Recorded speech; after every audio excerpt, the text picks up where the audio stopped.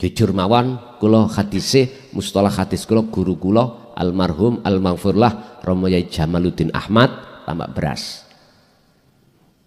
Oke, mohon maaf mesisan clear.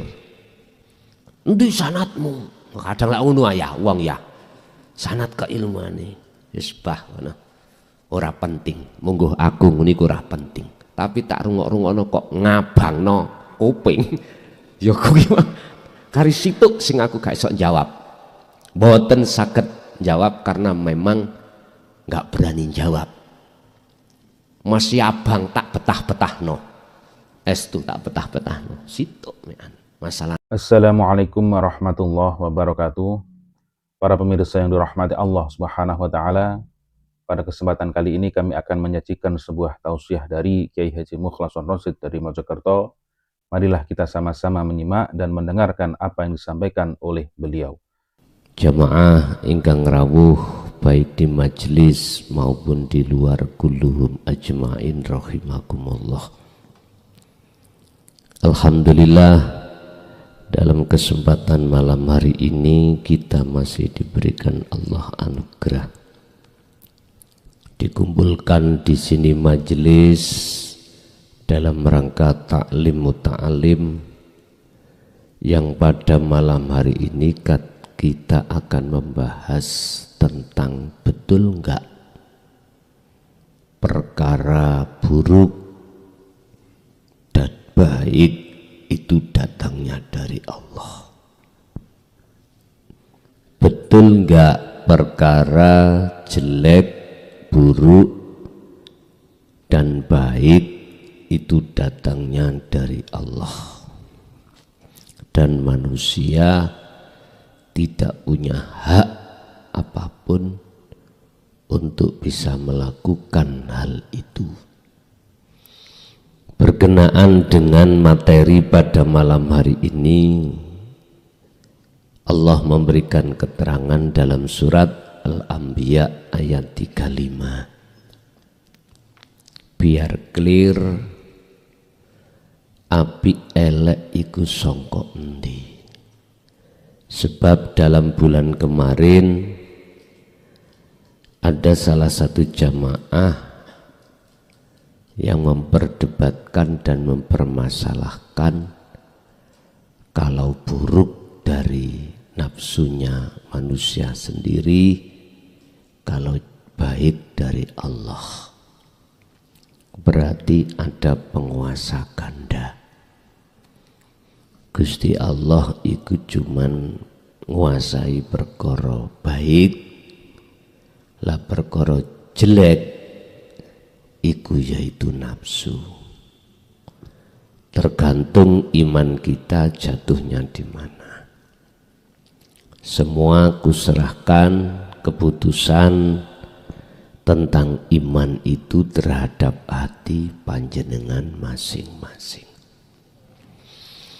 Bismillahirrahmanirrahim. Kullu nafsin utawi saben-saben diri,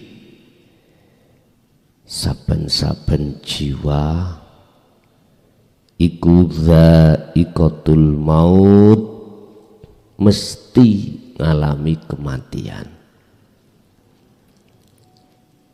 Kalimah niki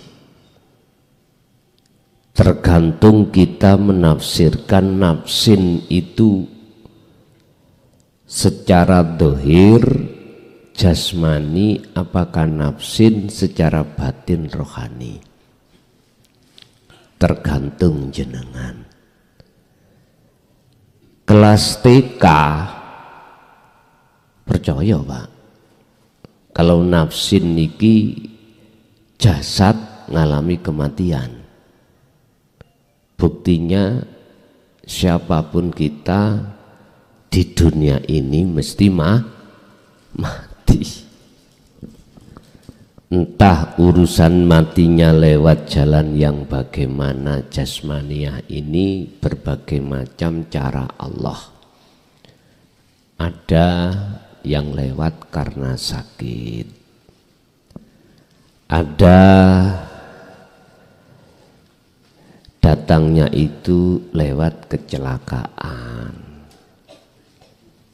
baik kecelakaan di darat, di laut, ataupun di udara. Ada orang mati ini dengan cara dibiarkan Allah sampai tuwek, wis gak kuat apa-apa, ya tidak sakit, mati. Ada dengan cara dia tidak sakit tubuhnya, ujuk-ujuk mati, tidur nggak bangun-bangun, akhirnya mati. Yes. Anak SD itu tidak percaya, tapi yang kita hadapi bukan orang SD lagi, Pak, mahasiswa kabeh, sampun sepuh-sepuh. Nafsin ini kita artikan jiwa ruhaniyah.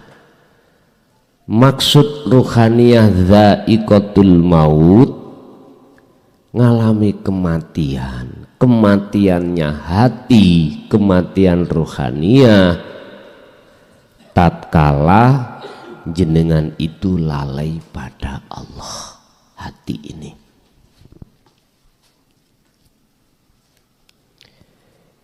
mulai zaman Nabi Adam sampai kita mesti ngalami mati ruhaniyah kita. Dikatakan hati yang mati, ruhaniyah yang mati. Ruhaniyah ini tidak mengenal hidup. Bahasa sederhana, hati jenengan lupa kalau Anda itu gak wujud. Yang wujud cuman Allah. Hati Anda itu lupa kalau yang punya kehendak itu Allah, bukan kita. Hati ini lupa kalau yang bisa beraktivitas itu cuman ilahun wahid, urip, bukan kita. Lah, tatkala hati kita muncul rasa pengakuan diri kalau kita yang melaksanakan, inilah waktu zona di mana hati itu dikatakan hati yang mati. Dha'iqatul maut. Pengertiannya ayat itu di situ. Kapan masanya kita mati itu? Tatkala hati ruhaniyah kita masuk dalam masa dewasa atau masa akil balik. Saya melihat siapapun kalau sudah masuk akil balik, wis mulai suka-suka kesenangan yang bersifatkan syahwat, gak laki gak perempuan. Nabi siapapun termasuk Nabi Adam juga begitu. Cuman bahasanya Nabi Adam itu beliau makan buah khuldi. Itu cuman bahasa dok. Nabi Ibrahim yang ditokohkan sebagai tokoh tasawuf, tokoh orang makrifat, bapake kakek moyangi Kanjeng Nabi Muhammad. Sampeyan tingali di dalam surah Al-An'am 77. Beliau ketika melihat bulan, hadza Rabbi, itu Tuhanku. Awalnya iku maksudnya bulan, hati kita itu ada iman makhluk iku bisa memberikan manfaat dan mudorot, iku berarti kita bertuhan ganda. Lesane ngomong Allah, hati kita makhluk. Tapi ketika saat bulan itu ditenggelamkan Allah, beliau sadar, oh bukan. Berarti beliau diselamatkan Allah dari pengaruh hawa nafsu. Muncullah matahari. Akhirnya bilang, hadza rabbi, iki Tuhanku. Lebih bersinar dan lain sebagainya. Jenengan ketika melihat indahnya duniawiyah, akhirnya hati ini kesengsem. Terus menganggap dan beriman itu bisa memberikan manfaat dan mudarat. Akhirnya jatuhnya hati kita iman padanya yang bisa memberikan manfaat dan mudarat. Loh, berarti jiwa kita mati. Nabi Ibrahim juga begitu. Lah, ketika matahari tenggelam, nggak muncul toh. Akhirnya Nabi Ibrahim diselamatkan Allah. Oh, berarti bukan.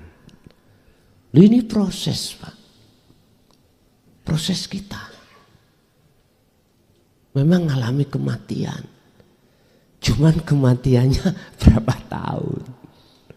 Berapa puluh tahun? Wa ilaina turja'un. Kapan kembalimu kepada Allah? Kita pasti akan dikembalikan. Terus kapan? Sadar kita kapan kalau bulan dan matahari itu bukan Tuhan? Bukan bulan-bulan gitu loh Pak. Bukan matahari, bukan. Bukan matahari menurut anak SD, bulan, bukan. Bulan ini kan nggak memiliki sinar, tapi bisa menyinari, memadangkan waktu malam.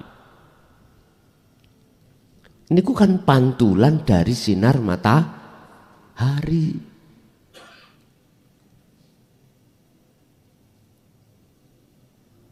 Yang jadi pertanyaan, sampai kapan hati ini menduakan Allah dengan duniawiyah?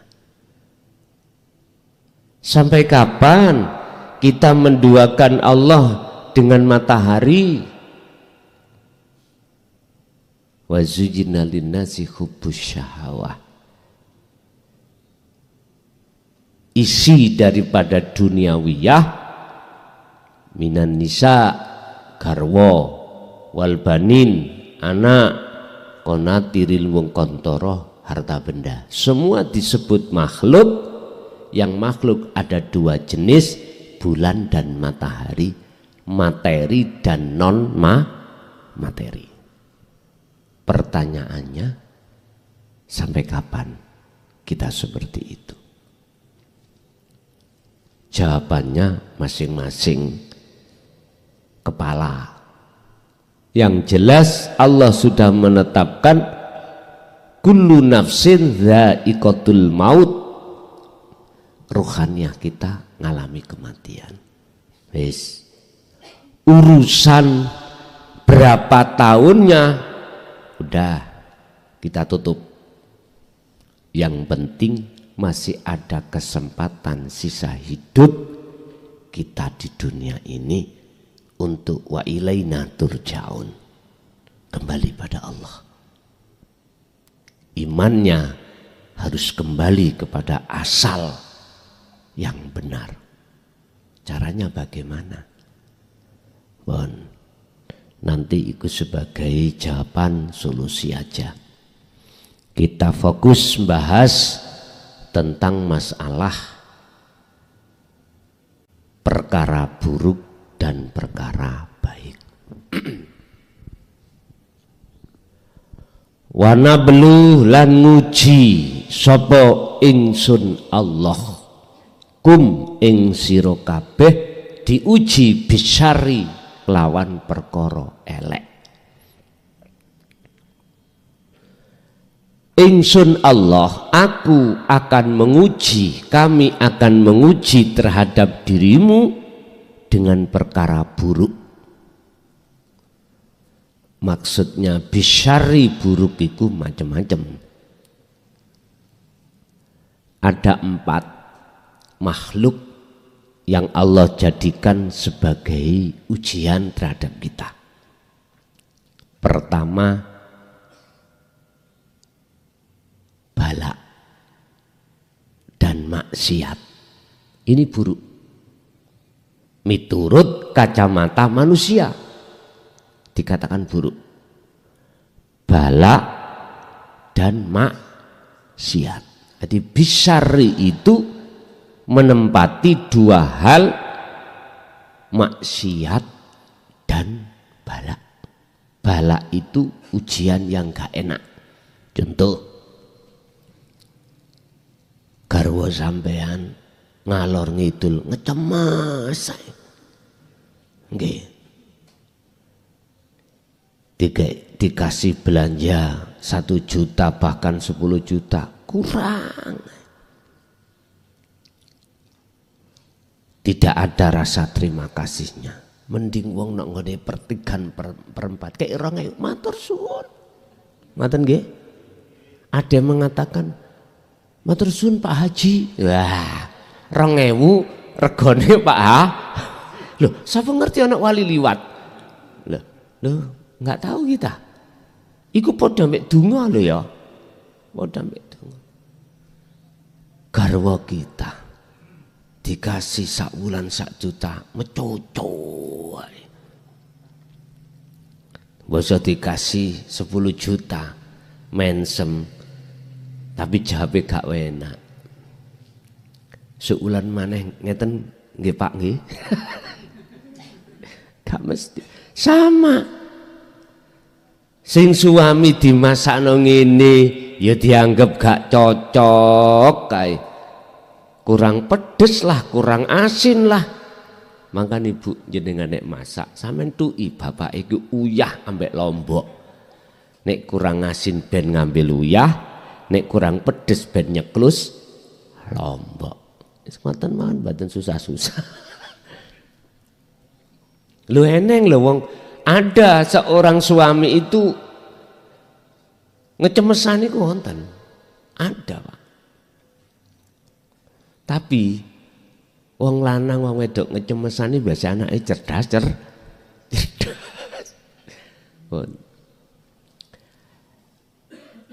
Iki kadang-kadang kita bisnis jatuh. Iki balak. Bahasa umum mengatakan balak. Bisyari perkara elek, perkara jelek, nggih mohon maaf, termasuk laku-laku di luar agama. Sing nglanggar agama, contoh jenengan ngutil. Ya, sudah tahu tanaman lombok di sawahnya orang, habis cari rumput disaut, lumayan kok dibuat nyambel. Sudah tahu, iki termasuk jelek. Jelek lagi sana penghibur wanita, penghibur laki. Wis. Niki bisyari, Gusti Allah iku nguji. Wal khairi, dan perkara bagus iku menempati 2. Taat miturut syariat dan nikmat. Bagus. Berarti lawan kata dari 2 tadi. Coba dilihat fitnatan kelawan dadi ujian. Wis. Kalau ini ujian, sing memburu guru bukan murid. Laksana seperti itu. Artinya Yang membikin lakon bisyari wal khairi kan sudah jelas. Wanablu lan aku nguji nang awakmu. Berarti Allah tak. Cuman berhubung hati kita tertutup oleh sesuatu, akhirnya tidak bisa menembus di balik syarri wal khairi. Itu ada wujudnya Allah. Akhirnya bantah, Pak. Tapi bantahnya itu dasar, ada ayatnya. Kalau jelek dari nafsumu sendiri, tapi kalau baik datangnya dari Allah. Lah, pertanyaannya dua ayat ini tabrakan apa ndak? Terserah jenengan. Kalau menurut saya sih nggak tabrakan. Tergantung kita mentafsiri nafsi itu kemana. Nafsu itu kemana? Nun faksin, nafsu artinya diri. Kalau bahasa orang Jawa, ingsun. Hatimu ingsunnya ketakholi apa ketajalli. Kalau takholi jelas gap, Pak, dua ayat niki. Gap. Kalau jenengan duduk di tajalli, mboten gap, netral. Enggak tabrakan. Karena bahasa ingsun wa nabluukum, dan kuuji kamu sekalian bisyari dengan perkara jelek, wal khairi perkara bagus. Ingsun iku kembali diri pada ingsunnya Allah. Nah ini loh, Pak. Walaupun ayat yang mengatakan nafsumu sendiri, di dalam dirimu siapa? Kalau orang yang sudah mencapai tingkatan makrifat sudah tidak melihat wujud itu wujudnya Allah. Mohon maaf, wujud itu wujudnya makhluk. Nggak ada sudah. Lah wujud itu wujudnya Allah semuanya. Setelah nama makhluk lepas, makanya dalam surat Al-Hadid wujud Allah batin yaitu yang disebut sejatine urip iki. Wujud Allah dohir ya jenengan kali kula niki. Sehingga antara batin dengan dohir iku wis raeneng bedane. Mengapa harus disebut nama Allah? Karena sudah nyata dohir. Kalau tidak nyata wujud Allah dohir, nggak akan muncul nama Allah. Contoh, ini kemarau panjang, anggap aja tandus, nggak ada tanda-tanda kehidupan rumput. Bagaimana kau menyebut rumput wujud dohir tidak muncul? Nggak ada. Nggak akan sampai mengatakan rumput, nggak bisa. Sama, sampai dihadapkan telur, mana sampai akan mengatakan ayam, wong wujudnya ayam belum datang. Masih wujud telur. Tapi ketika saat hujan diturunkan Allah, muncullah wujud dohirnya rumput, baru nama rumput metu rumput. Begitu. Sama. Ketika ayam itu dikremi oleh babon, akhirnya netes. Telur tadi akhirnya jadi ayam, muncullah nama ayam. Pertanyaannya, siapa yang kasih nama? Siapa yang kasih nama rumput? Siapa yang kasih nama ayam? Bingung wis. Nek bahasa TK. Ya biyen bapak mbah sak mendhuwur lak ngono. Iki jawaban TK. Aku pingin jawaban mahasiswa. Siapa yang memberikan nama Allah? Dirinya sendiri. Sama. Siapa yang memberikan nama ayam? Dirinya sendiri.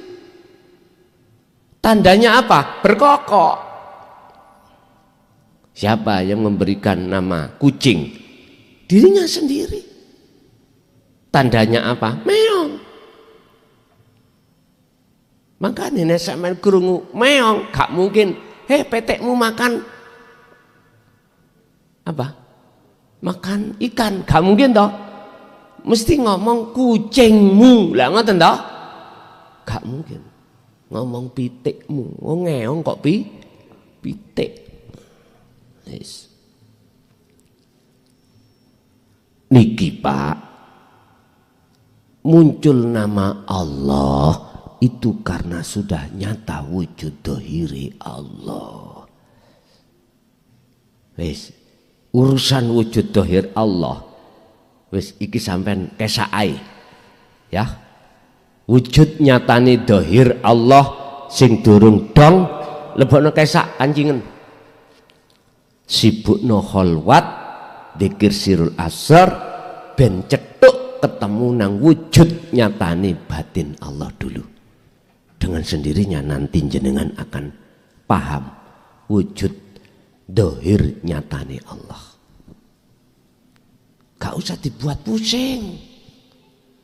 Ngaji tasawuf asing tujuannya mboten pusing. Gak usah dibuat ngeluh. Santai mawon. Kayak rokok-rokokan dulu. Gak usah. Terus sampean paksa metenteng. Nyantai. Terus bagaimana pemahaman yang benar kalau di belakang baik dan buruk itu datangnya dari Allah? Saya katakan sekali lagi, Anda tidak akan terima dengan ayat ini jikalau ruhaniyahmu masih dalam keadaan mati.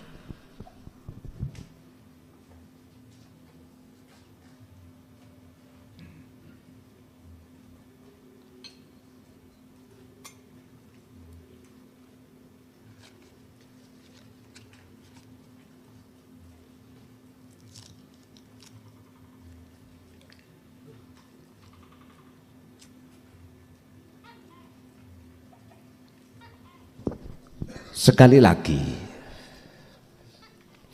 selamanya Anda akan menolak ayat ini, nggak paham alias kalau jelek, buruk, dan baik, bagus, taat, dan nikmat itu datangnya dari Allah, manakala hatimu masih dalam zona kematian. Boten saged nrimo. Makanya tolong keterangan ayat ini sing durung paham lebokno kesak jaiten sing sambil nunggu hidayah Allah. Wis. Sekarang tak urai gini, barangkali ini nanti sebagai unsur faktor kefahaman ilmu akhirnya jenengan tafakur. Ngeten. Sekarang aku gak bahas perkara api. Nah iku maklum sudah ya. Maklum. Perkara jelek dengan dasar la haula wala quwata illa billahil aliyil azim. Kita makhluk ya. Sifatnya tidak punya daya upaya untuk melakukan memberikan senang ke hidung belang. Wis langsung aja sing welek pol. Wis pol weleke. Kita makhluk tidak punya daya upaya untuk pergi menuju lokalisasi. Kita laki-laki. Wala kuwata, dan kekuatan untuk melakukan itu enggak ada. Jikalau itu terjadi illa bil wes, ini hadis sahih Imam Bukhari Muslim, ini terakui seluruh dunia, hadis sahih, rawinya adalah Imam Bukhari dan Muslim. Ulama sedunia ngakoni sahih itu tingkatan yang tertinggi. Apa hadis itu? Hadis itu adalah dawuh cerita sangka Kanjeng Nabi yang pernah dilontarkan, diucapkan Kanjeng Nabi, cuman di Quran tidak ada dan ditulis. Rawi yang tertinggi Bukhari Muslim akhirnya disebut hadis sahih. Di bawahnya sahih, hasan dan seterusnya. Ini jenengan kalau paham hadis, mustalah hadis jelas paham. Pun jujur mawon kula hadise mustalah hadis kula guru kula almarhum almaghfurlah Romo Yai Jamaluddin Ahmad Tambak Beras. Oke, mohon maaf mesisan clear. Endi sanatmu? Kadang lak ngono ya wong ya. Sanat keilmuane wis bah ngono. Ora penting, mungguh agung niku ora penting. Tapi tak rungok-rungokno kok ngabangno kuping. Ya kuwi kari situk sing aku gak iso jawab. Mboten saged jawab karena memang gak berani jawab. Masih abang tak betah-betahno. Estu tak betah-betahno. Situk mean. Masalah nasab iki ben. Wis mangkane nek kuwi sik rame urusan nasab, sik sanksi. Lah nyapa kuwi ngaji nang aku? Gak usah. Aku lho gak butuh murid, gak butuh pengikut. Sing dibutuhno iku jenengan ngaji terus laku. Wis ngoten tok. Mboten butuh niku. Loh, nanti lo pahami manfaate dateng ati sampean dhewe. Manfaate ngaji dan laku ikut datang kita masing-masing. Ada kepentingan apa saya? Nek gak percaya, mulai hari ini sampean sanjang, Gus wis gak ngaji nang Pintrang, tambah seneng aku. Lho nggih. Atau seluruh sampean kongsio kabeh ya, yang mulai hari Minggu sampai hari Sabtu kongsio kabeh WA pengurusi di daerah masing-masing. Gus wis gak butuh ngaji kula lho matur suwun. Hak matur suwun. Wah, berarti Gusti Allah ngeringanno aku. Ana omah penak malahan. Artinya Pak, Rasulullah ketika menyampaikan nggak ada kepentingan apapun. La ikraha fiddin. Meksa ora. Sakersa umat. Sehingga beliau ketika menghadapi kaum Taif nggak menyalahkan kaum Taif. Padahal kaum Taif itu ngelarani Rasulullah. Tidak hanya mengatakan ajarannya nggak benar, bahkan beliau itu dilempari batu. Beliau gak menyalahkan karena apa? Karena beliau butuh proses. Gak paham itu loh olehnya menyalahkan di situ. Boten maksude Rasulullah itu tujuane nyampaikno iku ben digungno wong, ben umate tambah akeh, sing condong ngegung-ngegungno ben akeh ora. Sampeyan buka ning Quran. Wa ma arsalnaka illa mubasysyiran wa nadhiran. Wis cukup iku tok. Aku kata Allah tidak mengutus kamu Muhammad ke dunia ini kecuali mubasysyiran, memberikan kabar baik terhadap yang beriman. Berarti manfaati kanggo jenengan kali kula piyambak. Mboten untuk Rasulullah. Ndak. Mubasysyiran, kabar baik. Wis, wa nadhiran, sebagai peringatan bagi yang tidak beriman. ya wis. Ini nek cara gak manfaati kembali kepada dirinya sendiri, bukan terhadap Rasulullah. Sehingga dua kategori ayat ini, kalimat ini, gak ada sedikit pun unsur Rasulullah punya hak bisa memberikan petunjuk, tidak ada. Tidak ada hak untuk memaksa umatnya untuk mengikuti beliau, tidak ada. Dan juga tidak punya hak beliau itu untuk memahamkan mereka, tidak ada. Berarti yang punya hak memberikan petunjuk, mempunyai hak memberikan kefahaman cuman Gusti Allah. Wis. Dengan dasar makhluk itu sifatnya la haula wala quwata, maka si A berangkat ke lokalisasi, jikalau tidak digerakkan Allah itu ya ora iso berangkat. Tinggal pertanyaane fitnatun, ditutup fitnatun mutlak sebagai ujian. Apakah hatimu di situ ngakoni yang dirimu yang bisa melakukan, ataukah justru mengisbatkan, menetapkan semua datangnya illa billah? Itu jawabannya. Berarti taholika hatimu, tajalika hatimu. Ini yang tahu hati panjenengan masing-masing.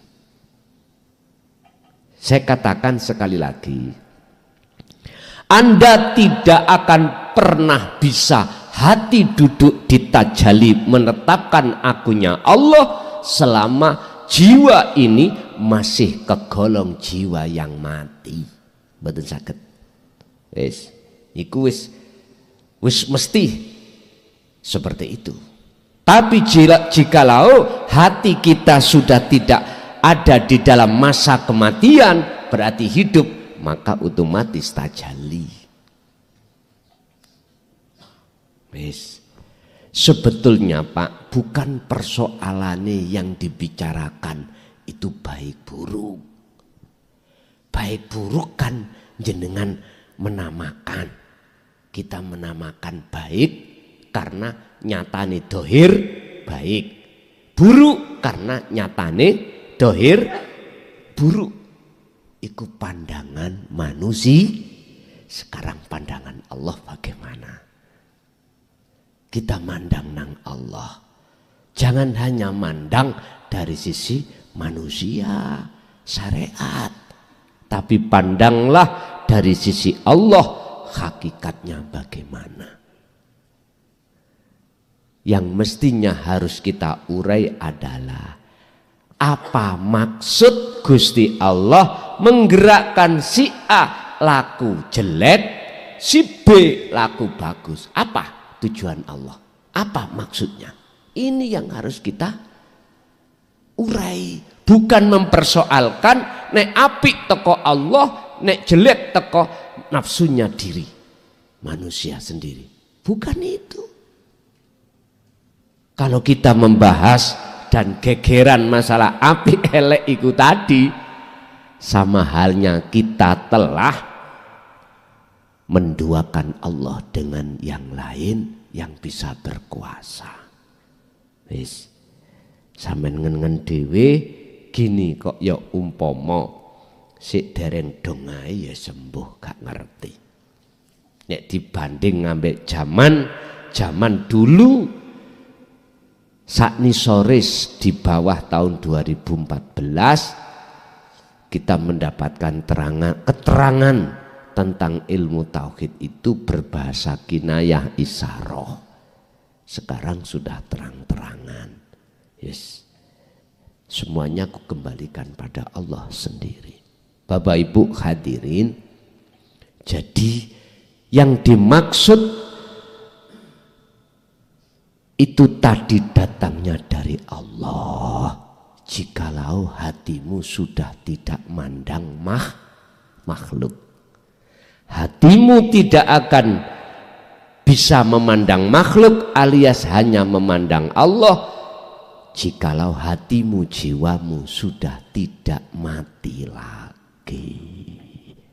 Ini. Terus sekarang bagaimana kita bisa keluar dari hati yang mati? Solusinya gitu.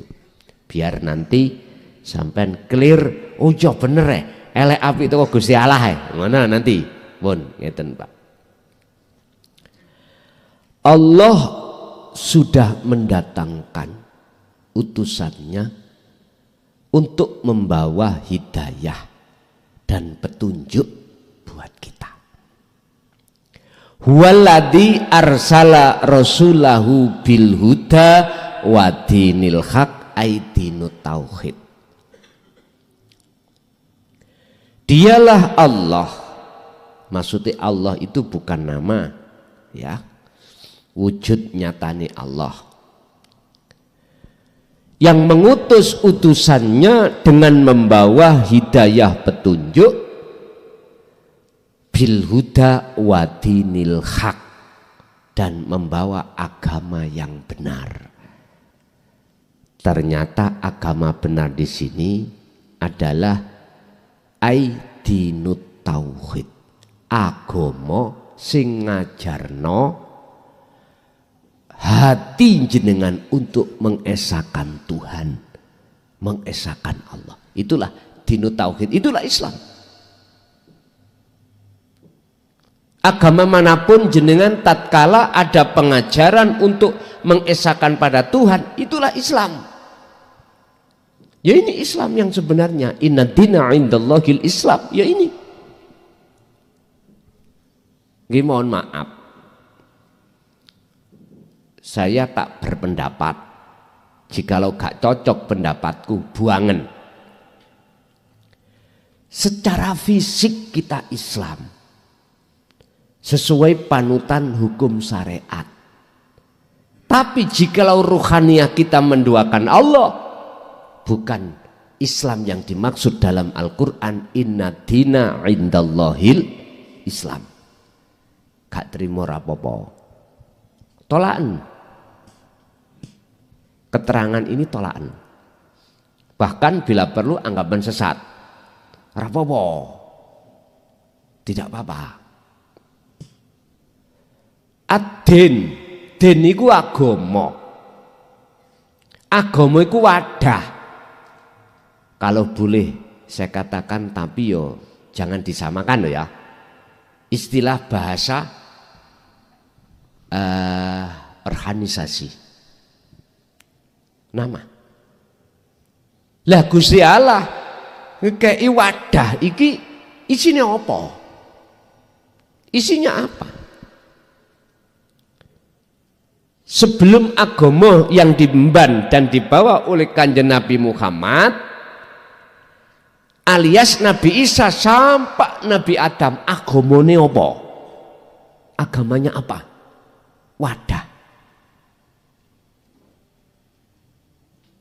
Mana referensi yang menjelaskan tentang hal ini? Atau bahasa sholat, sebelum Rasulullah mendapatkan wahyu untuk Isra Mi'raj di dalam surat Al-Isra ayat 1, sholat Rasulullah bagaimana? Mana referensi dasar yang menerangkan tentang hal ini?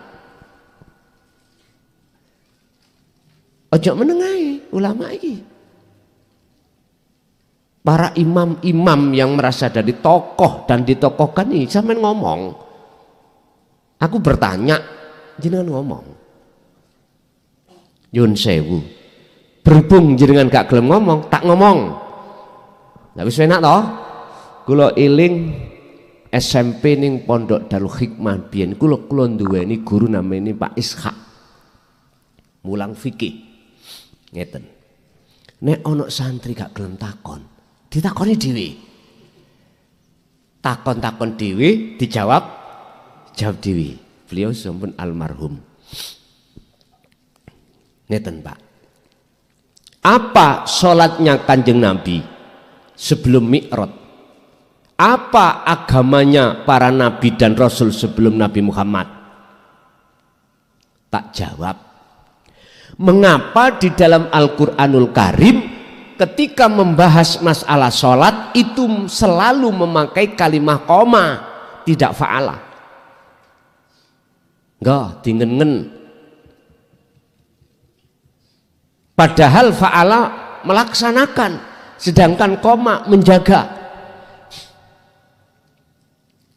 Ternyata Bapak Ibu, koma itu adalah menjaga hati sampean ini jangan sampai menduakan Allah. La tusyrik billah, ya bunayya la tusyrik billah, inna syirka la zulmun azim. Surat Luqman. Anak putuku, jangan kau pernah untuk melakukan penyekutuan, menduakan Tuhan, menduakan Allah. Berarti sholat yang beliau lakukan adalah ruhaniyah. Mana sholatnya ruhaniyah beliau? Yang dimaksud dalam satu ayat ini wajhatu wajhiyah, menghadapnya hati ruhaniyah pada nyatane urip di dalam segala aktivitas apapun itu.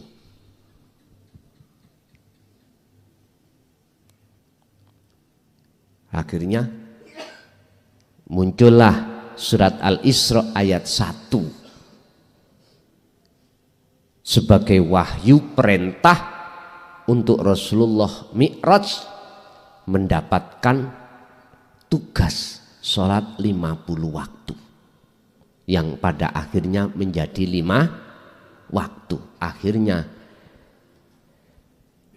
dijadikan sebagai rukun Islam.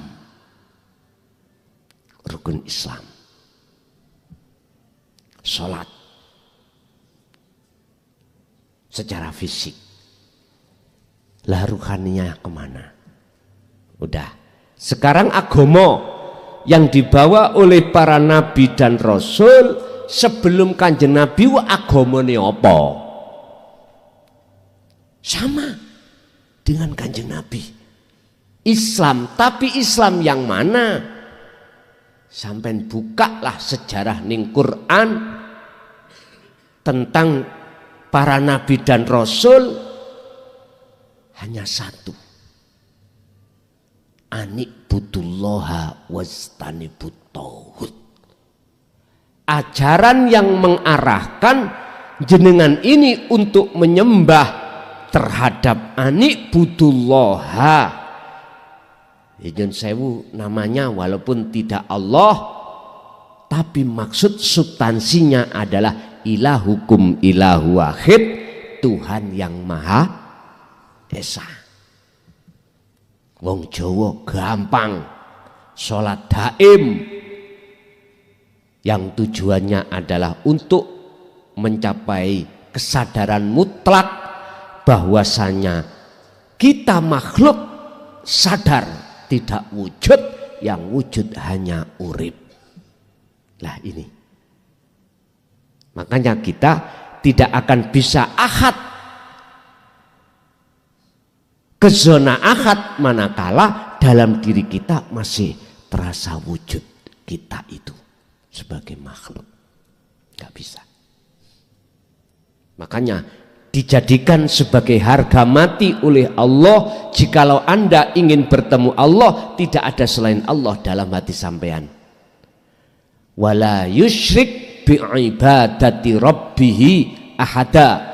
Ini sebagai syarat harga mati. Jikalau kau ingin bertemu Tuhanmu, dalam hatimu sudah tidak ada wujud selain Allah. Al-Kahfi ayat 110 ini. Salah satu syarat jikalau kau ingin bertemu terhadap Tuhanmu, maka wala yusyrik bi'ibadati rabbihi ahada. Selain Allah jangan ada kewujudannya dalam dirimu, termasuk dirimu.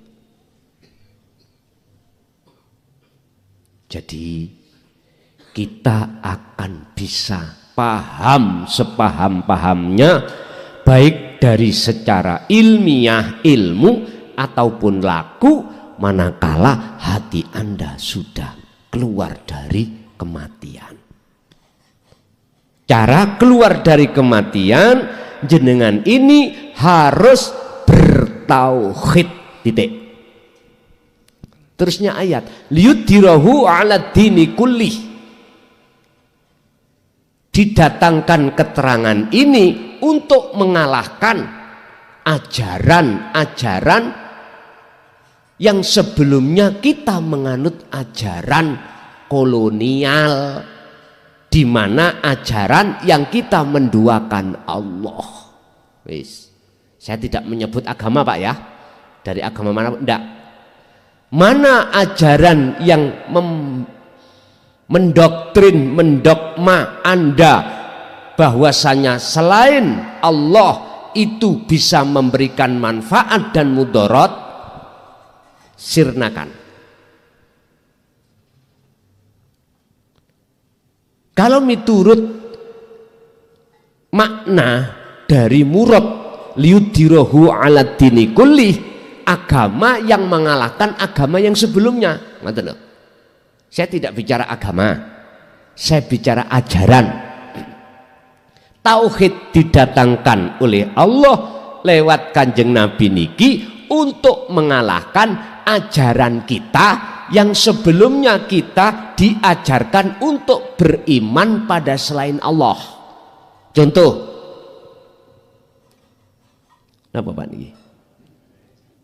Brand susu, kalau jajali.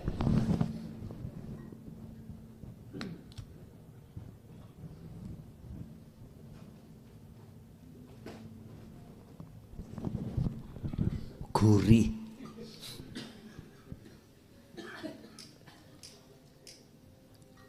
Kalau diajarkan supaya beriman, gurih itu dari brand susu. Inilah harus kutinggalkan.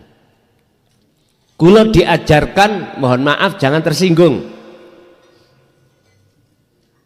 Saya memandang dari sisi hakikat, bukan syariat. Syariat itu bener.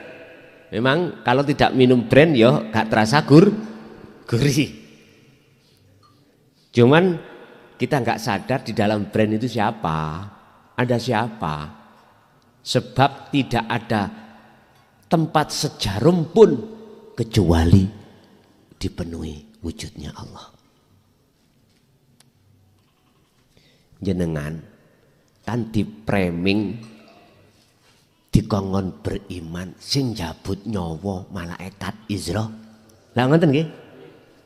Syariat wis bener. Makhluk. Jasmani kita ya kudu percaya karena realita. Tapi persoalannya adalah ruhaniah kita, iman kita. Iman kita harus dan wajib miturut tauhid.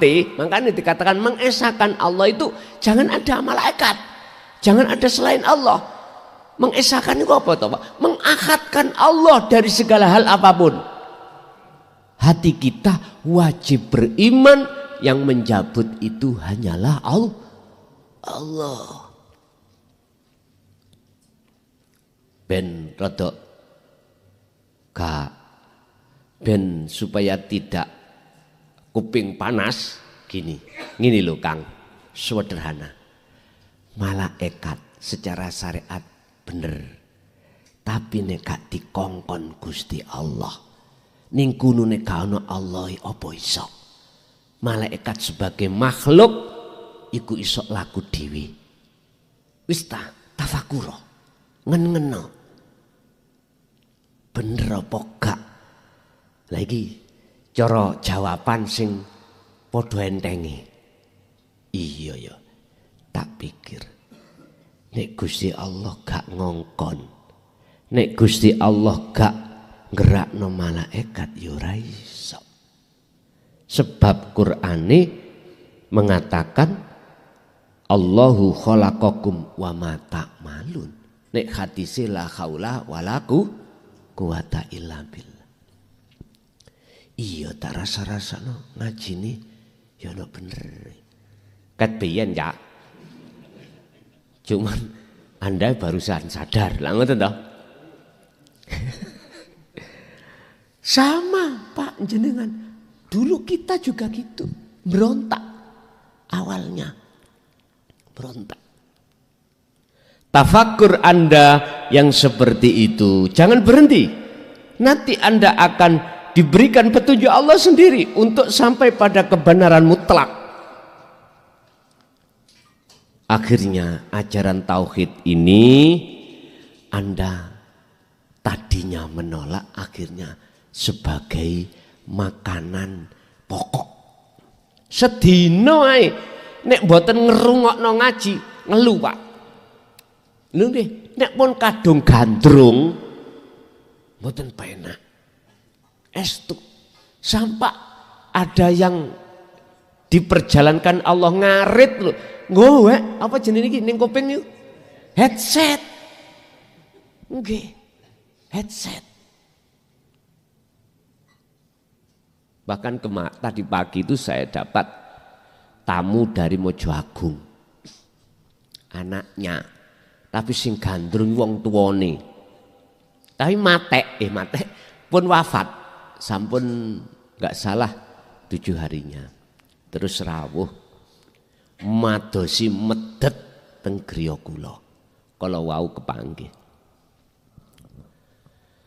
Intine takok, matine bapak iki gak krana Allah. Ana sing mateni. Ngoten. Lah terus lah apa mboten sampean laporno polisi? Kula ngoten. Penyono dhek sing mateni bangsa halus. Ana maneh ha iki. Terus cerita-cerita mbendina niku bapak niku ngalor ngidul, oyong-oyong HP pun tuwek. Hadi mara teng griya kula dikengken download dina iki. Terus sak gomole. Digomole disetel ambek rokokan ambek ngombe kopi. Lah kopi didamelno putrane dibuatkan putranya di rumahnya putranya enggak diminum diade plastik. Lah apa Pak sampean bungkus plastik tak ombe ning omah kok ambek ngrungokno kajiane klason. Ngoten. Wong sepuh punan pun mati pitung dina. Ya gak adik loro-loroan mulih teko yugane mantuk terus oleh kabaran Pak ora ono. Ngoten. Pak ora ono. Anggepane dipateni bangsa adik tanggane nggih ngompori ngono. Ngoten lho. Bapak Ibu sing dadekake menjadikan dia gelo. Apa bahasa Indonesia gelo itu? Kecewa. Ket mbiyen dikongkon ngeterno nang kula mboten purun-purun anake. Mboten purun-purun. Dianggepe apa sing kula jiniku mungguh anake mangkak bener. Ngoten lho. Tapi dipeksa pake dikon downloadno. Ya purun ngoten. Nah, ketika saat pertemuan tadi akhirnya cair ono kesadarannya sedikit walaupun si bentrok-bentrok wis rapopo iku proses beliau. Nyun sewu Pak, segitune kita itu ketika saat Allah membuka pintu hati kita tentang ilmu dan memahami kita gandrung. Apalagi kalau sudah mau laku, sudah laku membawa beban rindu untuk bertemu Allah. Bon, nek wis iki sampeyan kagem ajan Rasulullah, wong Rasulullah oleh menyampaikan di Quran kan walau karihal musyrikun, walaupun aku dibenci seluruh umat sak dunia tetap tak sampai no. Itu Rasulullah. Tetap disampaikan. Makane seneng pol Pak nek jenengan Gus libur ya wis iki umat wis gak menginginkan pun Matur suwun sing kathah. Nggih. Matur suwun. Rasulullah menyampaikan walaupun dibenci loh Pak, tetap beliau sampaikan. Walau karihal kafirun, dalam ayat lain walaupun dia itu ajaran diingkari oleh umat, tetap beliau sampaikan. Ini kita bicara bagi panjenengan golongan yang ingin keluar dari kematian jiwa. Tadi kan bagaimana solusinya kita keluar dari kematian jiwa? Ya reinkarnasi Pak, bangkito. Artinya berbangkitlah kau dari tidur panjangmu yang berpuluh tahun menjadi budaknya hawa nafsu. Berbangkitlah, jadilah budaknya Allah. Caranya itu tadi, ilmu. Trimonen ajaran tauhid ini. Amal lakonono kholwat setiap saat dan waktu. Kanjeng Nabi aja diaturi Allah bab masalah kholwat lewat dzikir. Wadhkur isma rabbika bukrata wa asila. Siang malam beliau selalu hatinya dzikir. Dzikir yang dimaksud di sini adalah hati eling sadar bahwasanya apa yang muncul dan timbul terhadap makhluk itu sumbernya tidak dari makhluk tapi dari urip, yaitu Allah Subhanahu pun. Gampang toh? Gampang nek gelem, nek gak gelem yo angel. Estu Pak. Hanya itu yang perlu kita tekuni, zikir. Bahkan dalam ayat lain, ya ayyuhalladzina amanu, wahai orang yang sudah beriman tentang kebenaran Allah, uzkuru, do ilingo, ingatlah kamu sekalian Allah ing Gusti Allah, zikron kelawan sejati ini eling. Zikron itu memakai mutlak Pak, mutlak, maf'ul mutlak. Artinya dzikir sak temene dzikir yang bagaimana? Dzikir bahasa Arab, bahasa Indonesia ingat, basa Jawa eling, ingat. Apa? Engak. Ya, oke. Itu secara lugot, secara istilah ya. Dalam hati sampean ini ada kesadaran bahwasanya kita itu tidak wujud. Kalau kita sudah tidak wujud, maka kita tidak punya kehendak, tidak punya daya upaya apapun. Pertama, kalau bisa langsung aja hilang ngono kewujudanmu. Idfin wujudaka fi ardil humul. Ibnu Athaillah kalau dawuh tentang penafian diri, mudahai wujudnya dhisik. Ojo geraki. Geraki keri-keri. Sebab gerak nanti bisa nganut sendiri. Idfin mendemo sira wujudaka ing eksistensi Anda, kewujudan ira sebagai makhluk fi ardil humul ing dalam bumi kefanaan, bumi sepi, bumi kefanaan. Yaitu tadi, tiadakan keakuanmu. Apakah wujudmu, iradah, kudrat, ilmu hayat, sama, basor, kalam dan seterusnya. Wujud dulu, hilang no. Nek wis wujud langsung hilang, maka lainnya ikut hilang. Ikut caranya. Tentunya Bapak Ibu butuh waktu yang tidak sedikit.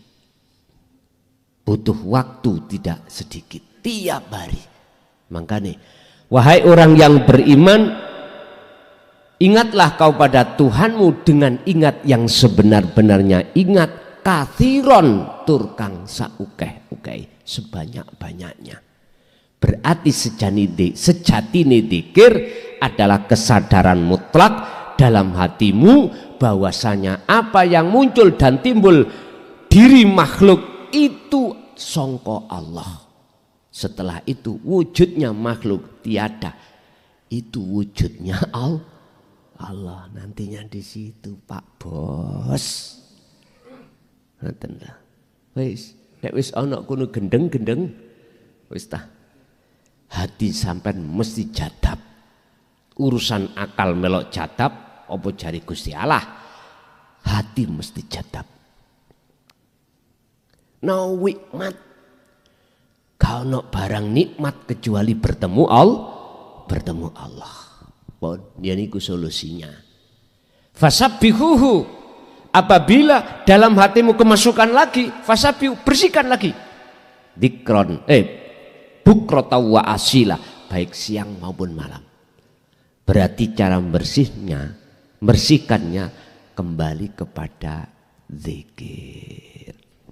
Wa ilaina, lan iku maring ingsun Allah turjauna utawi den balekake sira kabeh. Pun sadurunge jenengan dibalekno dalam kematian secara syar'i, sudah jenengan kudu bangkit dulu sebelum nanti dibangkitkan hari secara syar'i. Nek jenengan kalau panjenengan itu sudah berbangkit dari matinya hati yang berpuluh tahun ini di dunia menuju bertemu hidup, maka nanti jenengan sudah tidak mengalami hari kebangkitan yang dialami oleh orang-orang syariah. Sik bertentangan sian. Sik bertentangan. Rapopo. Karena apa? Karena masih belum paham. Enggak wis paham lah. Jenengan akan mengerti sendiri. Wis gak apa-apa. Makanya nek ditanya, bagi orang yang makrifat, surga dan rokok itu ada enggak? Nah, orang yang bermakrifat ya. Nah, wis gak kanggo bahasa kula. Bahasa kula bukannya tidak ada. Engko ngomong tidak ada digegemi. Sing gak paham. Oke, wis gak kanggo. Karena yang disebut makrifat adalah amal arif, la yarawna li anfusihim syai'an bal yusyahiduna annal fa'ila huwallahu ta'ala. Sing wujud iku ana Allah tok, sak liyane Allah wis gak lho disitulah letaknya gak kanggo. Padha mek ngene. Jenengan kalau sudah di sini kanggo enggak mobil dalan sing kok liwati mang? Wis gak kanggo. Prai. Tapi kok sampean mulih kanggo mana? Kanggo lagi. Wong jawab saya di sini kok. Kalau saya jawab di sini, saya katakan, oh sudah enggak berguna. Tumpaanmu tadi kendaraan sudah enggak berguna. Buktinya digeledak ning jopo. Jalan-jalan sing sampean lewati ya sudah sampean tinggalkan. Saya jawabnya di sini. Tapi kalau saya jawabnya di rumah nanti habis ngaji ya saya konggo. Karena kau posisi masih di jalan. Nanti kalau sudah di rumah wis gak kanggo maneh. Pun Bapak Ibu hadirin jamaah rahimakumullah. Dalam ayat lain bagi orang-orang yang dikatakan orang yang bejo banget, sungguh beruntung, bagi orang-orang saat di dunia ini sudah bertemu Allah. Qad aflahal mu'minuna alladzina hum fi sholatihim khashi'un. Ini Pak, sungguh beruntung bagi orang-orang ketika saat masih di dunia ini bertemu Allah. Bahasanya sholatnya bisa bertemu Allah, diterangkan sebagai sholat yang khusyuk di sini. Ya sudah, tinggal kita milih ayat yang mana. Wa qala aidan qad khasirul ladina kadzdzabu biliqa'illah. Sungguh sengsaralah bagi orang-orang saat di dunia mendustai pertemuan terhadap Allah. Gak mau ketemu Allah. Ketemu nih iku senengane sakliyane Allah. Monggo. Wis, semua itu sudah diberikan dan diajarkan Allah terhadap kita sebagai hambanya. Nanti jenengan tinggal pilih yang mana, monggo kerso. Bapak Ibu, kesimpulan, semua apa yang telah diberikan Allah 4 perkara, bala, maksiat, nikmat, taat, itu semuanya datangnya dari Allah sebagai ujian bagi kita. Pertanyaannya, kita memandang makhluknya 4 ini, apakah memandang yang namanya Allahnya sebagai pengendali? Jawabannya, jikalau hati kita masih di zona mati, jangan harap bisa melihat dan ketemu Allahnya. Gak bisa. Akhirnya mengatakan kalau baik datangnya dari Allah, kalau jelek datangnya dari nafsunya sendiri. Tapi jikalau jenengan sudah keluar dari kematian, sudah tidak menduakan Allah, maka di situ pasti Anda akan bisa menjawab dan tidak gap dengan surat Al-Anbiya ayat 25 ini. 35 ya. 35 bahwasanya bisyarri wal khairi adalah minallahi ta'ala.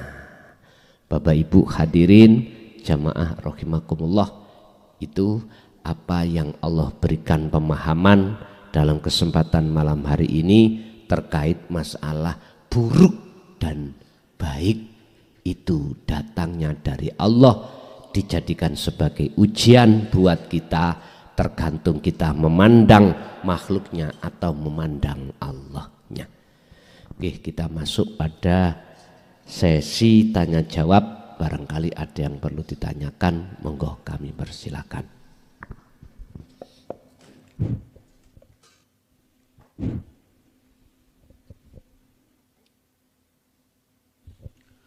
Assalamualaikum warahmatullahi wabarakatuh. Nun saya Gus, untuk lebih menaukiti ini wonten ada keterangan di kitab Jawa Risalatul Qusairiyah karangan Imam Qusairi. Koreksi bila salah. Mekaten Gus. Sababul adab wujudul hijab. Sababun nikmat wujudul ma'rifat. Sababun nikmat wujudul ma'rifat. Sampun Gus. Wassalamualaikum warahmatullahi wabarakatuh. Waalaikumsalam warahmatullahi wabarakatuh. Niku nek cara proses lawunak. Lawunak. Aku watuk ya sebabnya rokokan. Aku rokokan kuwi sebabnya aku kepingin. Aku kepingin sebabnya ana sing ngendhalekno kepinginanku. Sapa sejatine sing ngepinginake? Allah. Artinya Anda akan bisa mencapai makrifat, prosesnya itu harus dari syariat. Itu sebab akibat dari semua hukum. Saya tadi merasakan gurihnya susu, ya dah. Dikarenakan saya minum susu. Niki sing podo-podo menerima hakikat makrifat lho ya, syariate kabeh. Syariate bentuk saya itu harus ada punya ilmu bagaimana cara minum yang benar. Torikoi adalah jalan, nama minum itu harus didatangkan susunya. Makanya gelem gak gelem mau ditekakno teko. Hakikate saya harus bisa merasakan rasa di dalam susu itu bagaimana. Gurih, oke. Mbok tak nyatakno tenan gurih. Ketika saya merasakan gurihnya susu, berarti iku makrifati dalam satu hakikat. Wis. Syariate apa kita? terserah. Ketemu Allah di mana? Wis contoh salat. Syariatnya apa? Ilmu untuk bagaimana salat carane kita pahami. Ada syarat sahnya salat, ada rukun sahnya salat, kita penuhi. Wis iku syariate ilmu. Thariqahe nama salat. Hakikate tujuan ini harus kita lakukan. Berhubung kita itu ada hakikat, tujuan mengarah kemana, tujuannya sholat tidak ada lain kecuali menyembah pada Allah, ilmunya sudah kita emban, hakikat itu sudah kita bawa, kita nyatakan, kemudian kita sholat. Akhirnya bukti nih sholat kita merasakan kehadiran Allah yang memperjalankannya. Berarti wis lepas syariat, thariqat, hakikat lepas. Nyata hakikate yang disebut makrifat. Wis niki walus. Proses wasilun memang seperti itu. Berhubung kebanyakan umat manusia menolak pengajaran ilmu tentang tujuan aslinya tidak lain menyembah bertemu Allah, maka jangan heran kalau kita bersyariat numpak ning thariqah kita tidak bisa bertemu Allah. Bertemu nih bokong semok. Lho nggih. Bokong semok rupa garwa, bokong semok rupa anak, bokong semok rupa harta benda, pekerjaan. Iku bokong semok kabeh. Bahkan ana bokong semok iku pujaan. Karena kita punya status tokoh agama atau tokoh masyarakat. Bokong semok kabeh niku. Jangan heran. Karena kita menolak ilmu tentang tujuan. Kan sudah genah apa tujuanmu iku sholat, nyembah Allah. Nah, ngoten ta? Tapi berhubung ilmu hakikate, ilmu untuk meluruskan tujuan kita tolak, yaitu dinu tauhid, ora iso. Wis ta? Geroh nek ngomong iso geroh kuwi. Kadapta. Kemarin saya kaji. Ada seorang ulama yang tersohor, santri ini ribuan, alim segala-galanya, tapi ketika sholat Allah mengatakan kadapta, goroh awakmu, hati ini dilono goroh. Karena apa? Waktu sholat ketok bujuni 11, waktu sholat ketok anai sing ana pondok-pondok kabeh. Waktu sholat ketok santri ini sing ribuan, pengikuti sing jutaan. Durung maneh waktu sholat ketok montore sing serba mewah. Gusti Allah dawuh kadapta, bujuk geroh awakmu. Kiai lho Pak dilokno ngono. Gusti akhire dheweke golek guru, ketemulah guru irunge pesek. Nggih. Kemarin saya akhirnya guru irunge pesek murui salat sing bener ambek muda. Artine mboten ambek muda telanjang ngono. Diudani kabeh. Bojomu tinggalen, anakmu tinggalen. Ya dah, santrimu pengikutmu donya kabeh tinggalan tekan jero atimu. Ngoten lho karepe. Tapi mbasa pahamane si kiai iku mau mboten ngoten. Wis munggah gunung salat Pak mbek muda. Akhire Gusti Allah dawuh sodakta, cocok bener. Fisiknya ngoten, tapi maksudnya mboten ngoten. Ati ini sudah lepas fana dugi sak liyane Gusti ngoten maksude ngoten lah. Jadi untuk mencapai makrifat memang seperti itu. Terus pertanyaannya, apakah bisa tanpa syariat gitu untuk mencapai makrifat? Lah ngono. Kepahamane wong pertanyaan ini kan syariatnya syariat. Lah ngono ta?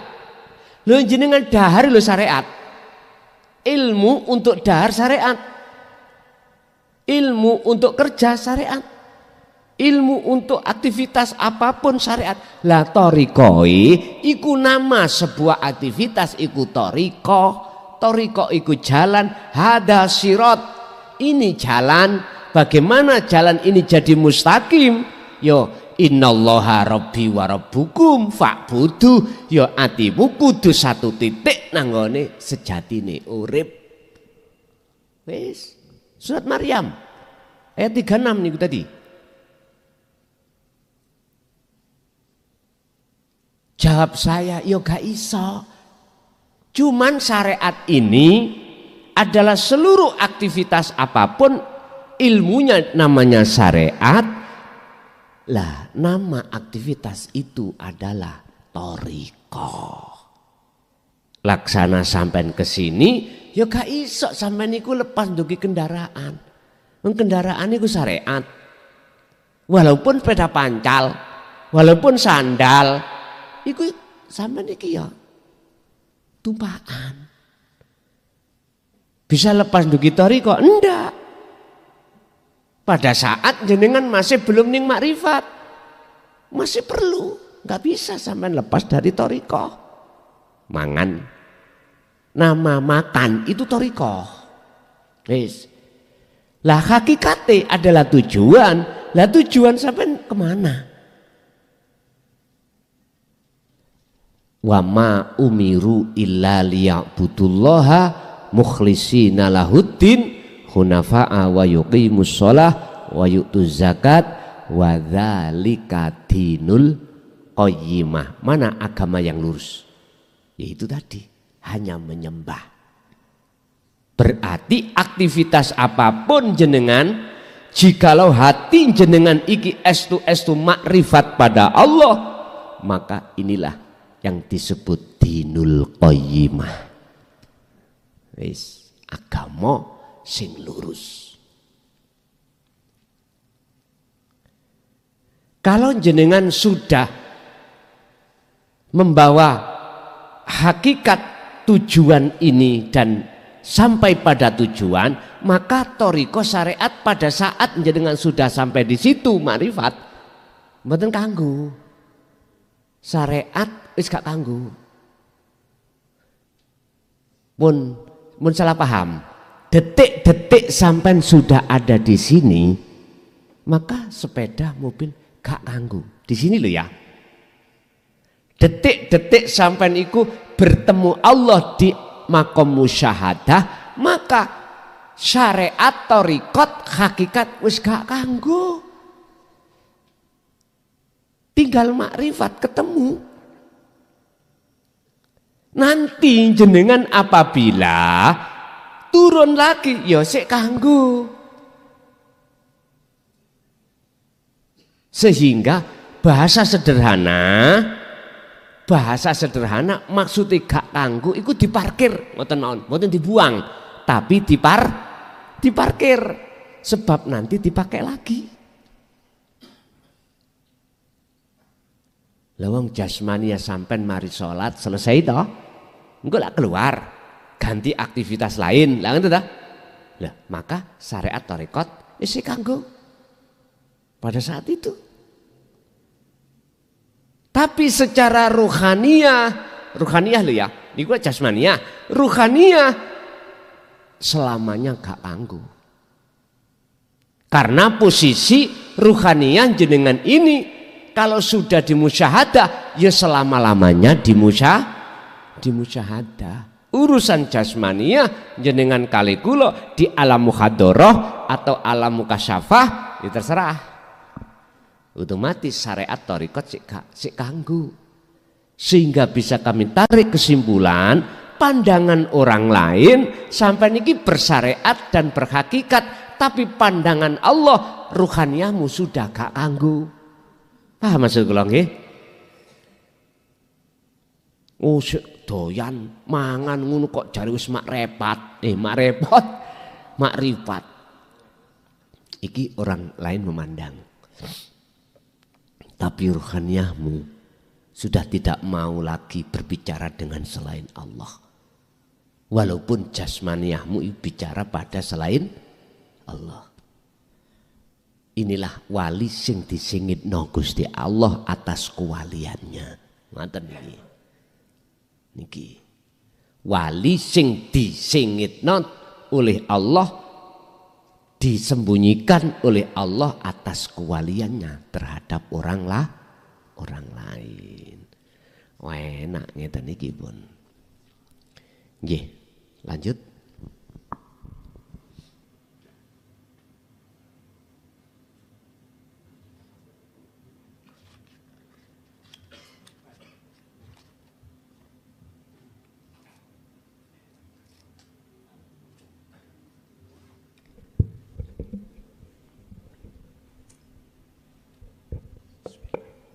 Assalamualaikum warahmatullahi wabarakatuh.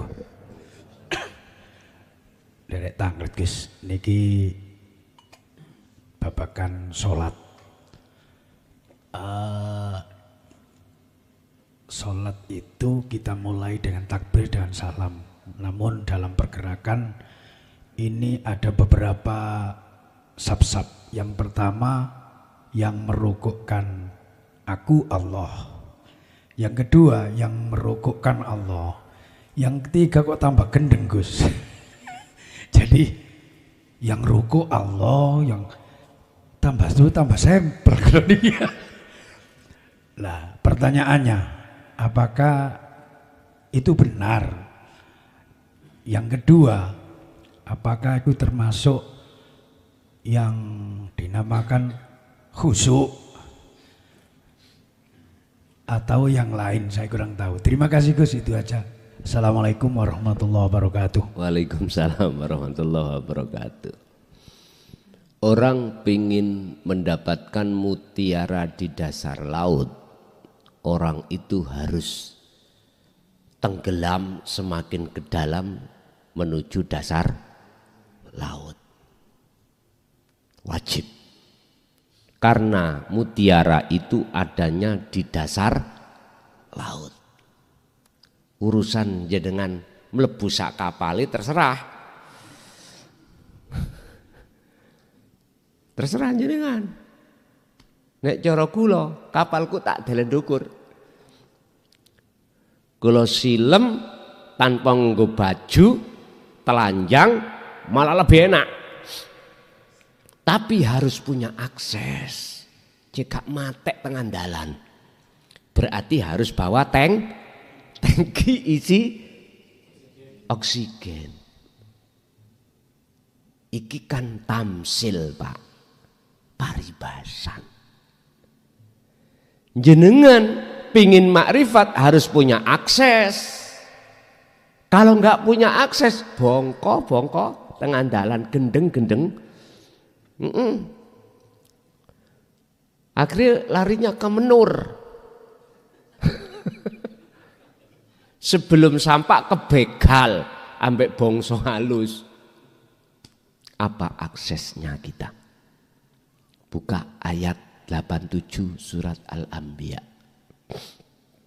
La ilaha illa anta subhanaka inni kuntu minadz zalimin. Hatimu harus ada kesadaran selama ini kita dolim pada Allah. Bentuknya nanti dolim. Iman selain Allah. Dengan begitu maka muncul anta. Anta itu jenengan. Jenengan siapa? Jenengan urip iki akan terasa dekat. Allah akan terasa dekat dalam dirimu. Sesuai dengan ayat wa idza sa'alaka ibadi anni fa inni qaribun. Muhammad, jikalau hambaku bertanya tentang saya, kata Allah, jawablah fa inni qaribun, sesungguhnya aku Allah itu dekat. Inilah yang disebut Rasulullah dalam hadis sahihnya ihsan. Islam, iman, Ihsan itu apa? Iman yang sudah benar, iman yang tidak mendua.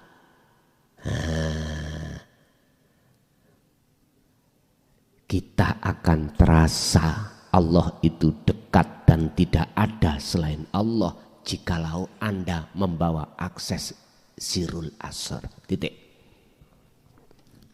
Ini akses. Dzikir inilah akses jenengan untuk bisa sampai mendapatkan mutiara. Kalau jenengan ini tidak membawa dzikir sirul asra atau nafi itsbat, atau jenengan pemfanaan keakuan diri sebagai makhluk dan mengitsbatkan keakuan Allah, wis ta masih kuwi thariqah sampai ratusan tahun wiridmu gak iso. Ora iso. Dicoba sampean Beijing silmu nanggone laut gak nggo tangki oksigen. Sebab semakin ke dalam iku kuping semakin teng-teng Pak. Karena memang tekanan.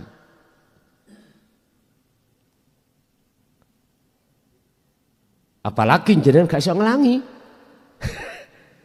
Gaya batu kan langsung wis gak mumbul. Makanya mengapa Rasulullah ketika sudah melewati alam mukasyafah, ketika Mi'raj di atas sab langit 7, malaikat Jibril mengatakan, Muhammad, bacalah tahiyat ini sebelum kau sampai ke Sidratul Muntaha. Kalau tidak, kau tidak bisa sampai ke sana. Tahiyat itu penghormatan, berarti akses itu sama halnya jenengan numpak pesawat nggawa tisu. Pak niki akses kula ditolak enggak? Kok sampean nggawa tiketnya diwaca? Oh ya, silakan masuk. Tisu digawa. Mboten saged. Pertanyaan dari Bapak tadi yang pertama, kok kula semakin gendeng, apakah betul-betul? Maksudnya gendeng jenengan wis gak bisa memberikan nilai dengan nilai berapapun zona di situ. Dan atau duniawiyah bagi jenengan sudah tidak ada harganya. Makanya bagi orang lain mengatakan jenengan sampel alias gendeng. Memang semakin masuk semakin gendeng. Semakin gila pada Allah. Otomatis niku.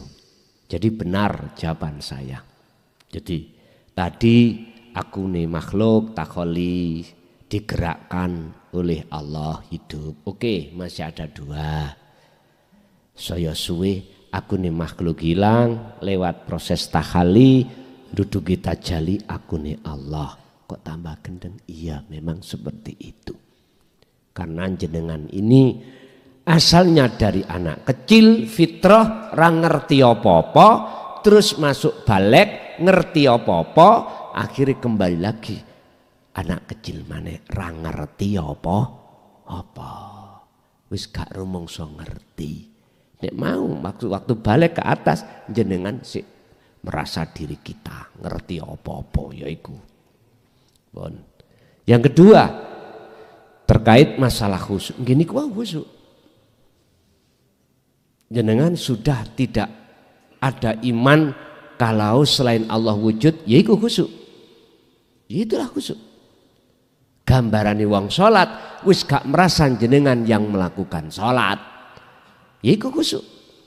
Berarti sing salat sapa? Allah. Inilah jenengan diwastani sampun mlebet akad, tidak hanya dikatakan ngerti wujud batini Allah, tapi juga wujud dohiri Allah. Allah dohir, Allah batin, huwal awal wal akhir, wa dohiru wal batinu. Mekaten. Lanjut.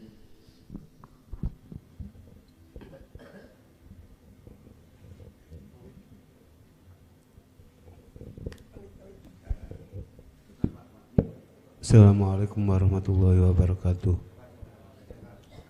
Gus ngapunten tanglet Ya ayyuhalladzina amanu aqimus sholata li dzikrillah kale ya ayyuhalladzina amanu dzkurullaha dzikran katsira. Sampun matur nuwun ngapunten sanget. Assalamualaikum warahmatullahi wabarakatuh. Waalaikumsalam warahmatullahi wabarakatuh. Kalau betul-betul sholat sampai akim sama.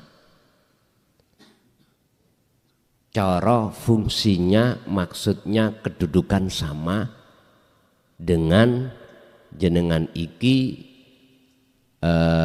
menjaga dzikir sama. Sebab wa aqimis shalah li dzikri.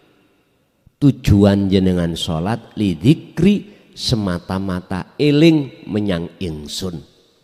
Maksudnya eling salat iki duduk salatmu, Bos. Tapi salatku ngono umpama Gusti Allah. Kok aku iki apa sih? Nah, ini maksudnya eling di situ. Jadi sama Pak. Jikalau akim itu betul-betul jenengan ini menjaga.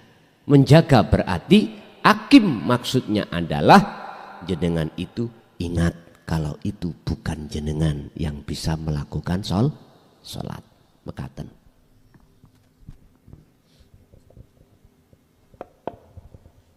Assalamualaikum warahmatullahi wabarakatuh. Kula badhe tangget soal kholwat Romo. Jadi selama ini kita masih munyer-munyer di alam mukasafah.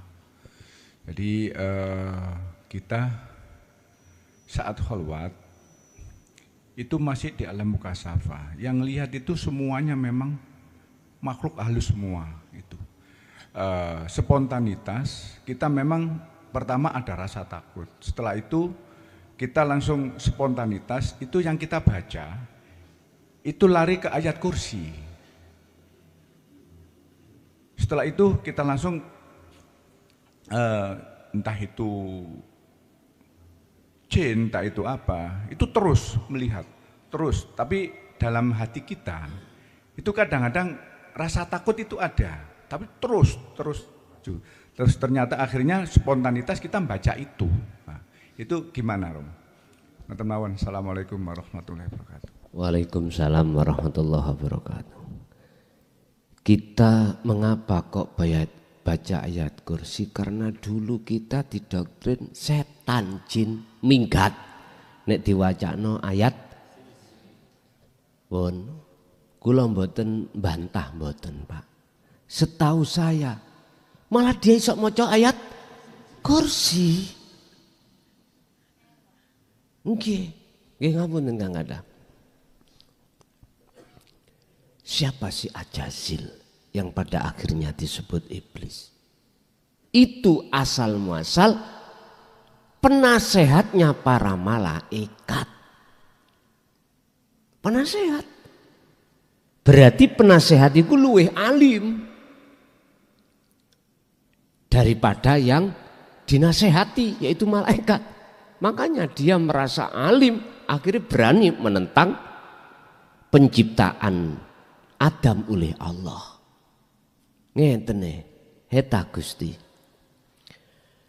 Napa mungkin boten dadosake tidak menjadikan munculnya manusia itu pertumpahan darah di bumi tah.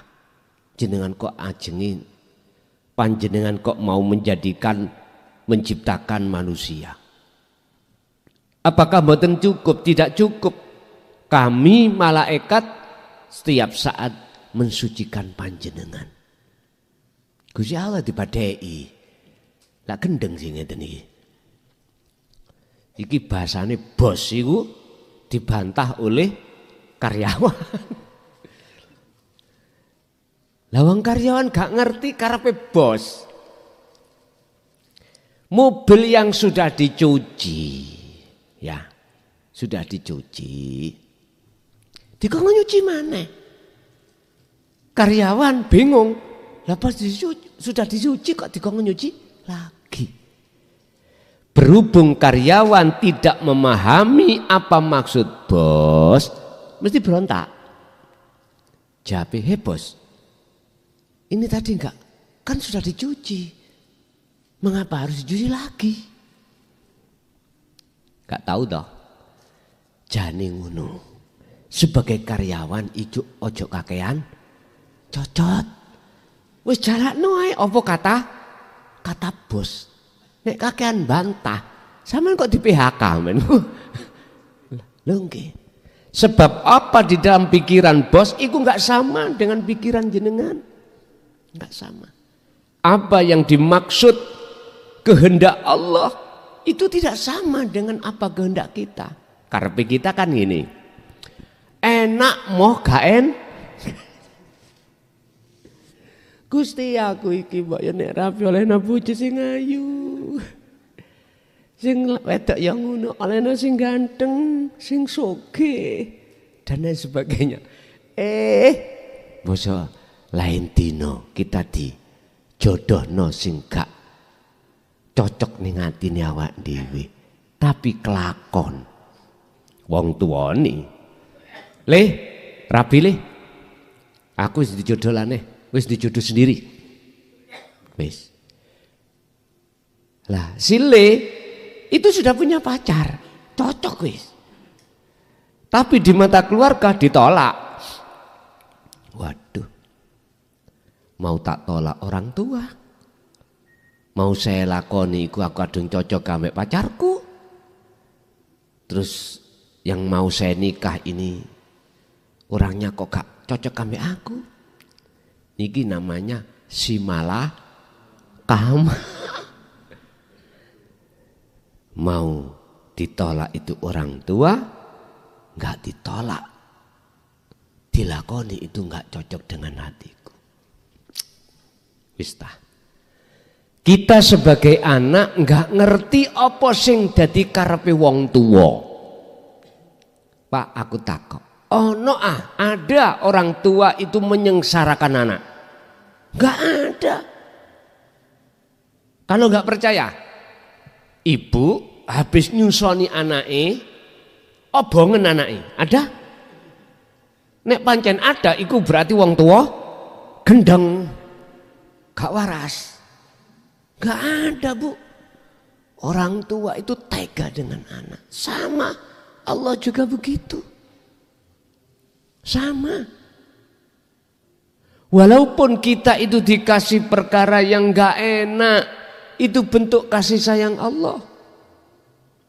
Cuman berhubung kita tidak menyelami apa yang menjadi kehendak Allah, kita selalu protes. Bisnis enak-enak lancar, dijatuhno Allah dengan cara Allah sendiri, dibujuki kancane. Ya dah? Akhiri kolab, tanggungan bank banyak. Wis. Ngene iki gak 1 2 lho ya. Sak pirang. Tapi coba kalau kita mau bertafakur, apa maksud dan tujuan Allah seperti ini? Ternyata kalau boleh saya urun jawaban, otomatis jenengan iki nanti terima atau enggak bukan masalah saya. Apa? Allah sengaja menyelamatkan ruhaniamu dari kematian panjang disebabkan karena harta itu. Iya. Coba wae nek gak diringkes sampai Gusti Allah. Jenengan kemana hati Anda? Mesti kebanyakan iku larinya kita pada selain Allah, yaitu kemewahan dunia. Enggak tambah tawaduk hati kita pada Allah, justru hati kita tambah dolim pada Allah. Allah sudah mengatakan alhaakumut takatsur, jikalau hatimu bertambah megah menghadapnya terhadap duniawiyah, yang duniawiyah jasadmu memang tambah tebal, itu menjadikan kau tambah lalai pada Allah, hatta zurtumul maqabir, sampai akhir hayatmu. Nyuwun sewu, cara kula ndek bojo ayu kingis-kingis, tak endeng-endeng mboten. Nah, tak pamer-pamerke dan lain sebagainya. Makanya mengapa Kanjeng Nabi sebelum sedo iku terbesit dalam benaknya, ya Allah, kumpulkan saya pada orang-orang yang miskin. Ada di situ. Bukan miskin dohir maksudnya. Artinya gini, hatinya sudah miskin dunia. Tidak selamanya miskin dohirnya sak dunia ini, enggak. Batinnya. Artinya sudah kotong. Bon.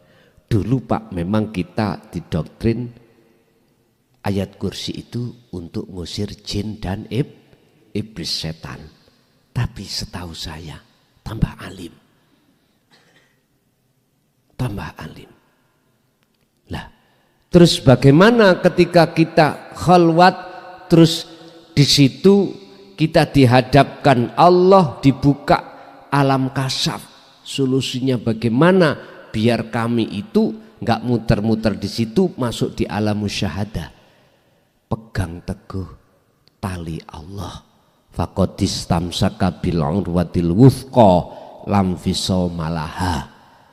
Tali Allah itu fungsinya bisa yakfur bitauhid, ninggalno wujud selain Allah, wa yu'min billah, dan bertemu wujud hanya pada Allah. Ternyata jawabannya proses sirul asrar. Niku. Fungsinya sirul asrar pertama kan ngeten, Pak. Meniadakan keakuan diri kita sebagai makhluk yang bisa.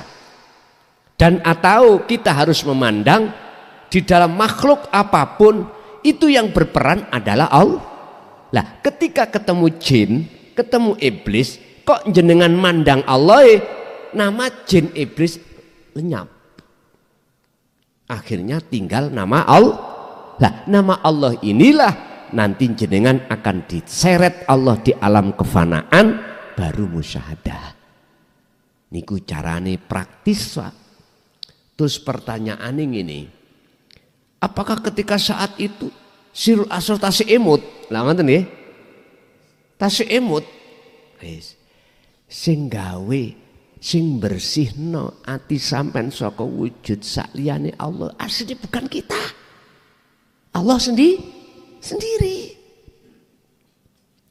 Yang menjadikan jenengan emut memfusikan dzikir sirul asrar, ya toh?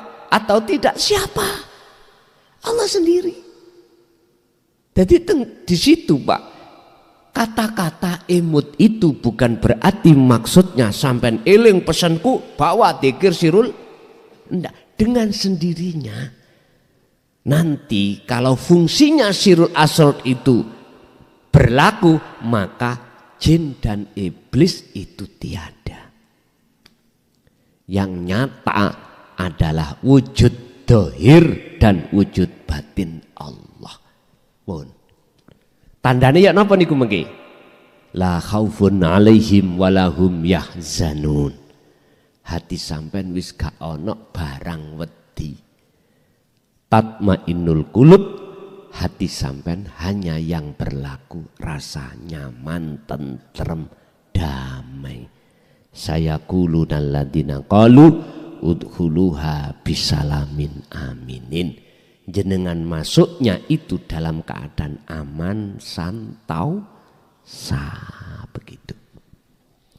Lah, makanya mengapa dalam ayat mengatakan bukrotau wa asila, melatih kita di luar khalwat khusus itu semata-mata untuk membiasakan diri, hati konsisten duduk di tajalli, begitu.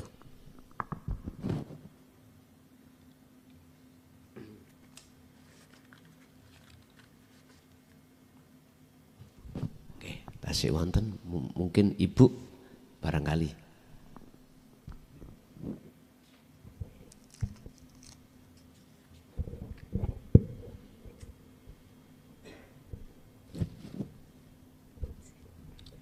Assalamualaikum Gus. Niki tentang yang baiat kemarin.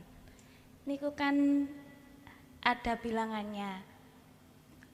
Kita kan sebagai pekerja niku kadang pas waktunya zikir niku waktu bekerja.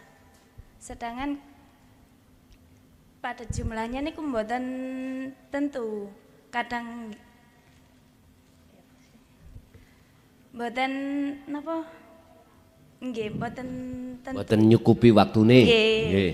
Kadang waktu dalu niku kadang ketileman. Terus ditutukaken pas waktu selanjutnya niku dos pundi? Ngoten nggih. Yang beat karomah maksudnya. Oh ngoten, Bon. Jikalau jenengan sudah riyadhah itu poso nika, sudah selesai dengan hitungan ganjil, maka selanjutnya untuk mengasah, sampean dulu sudah diberikan keringanan dari 183 menjadi 99. Kok sik ra cukup waktu nih? Karena memang tekanan waktu kerja. Ngeten. Kalau jenengan sudah riyadhah, tinggal birriyadhati, tinggal wal azkar, al azkari mirit, saman wirid pinten terserah, sing penting ganjil. Wis ngoten mawon.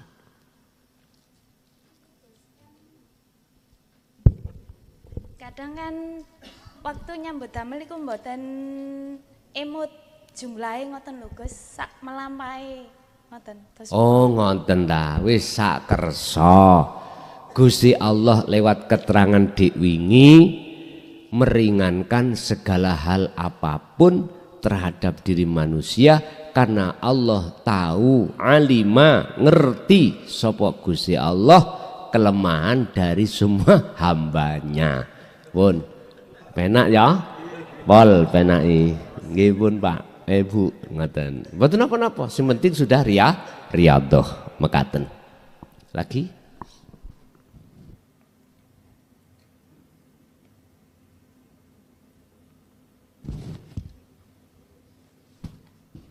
Sampun cekap?